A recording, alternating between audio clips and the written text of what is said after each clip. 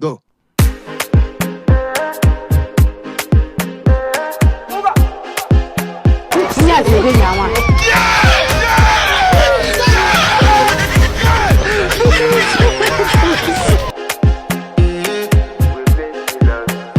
I want to flex my love, I want to impress, and I want to carry my love away to a place she loves.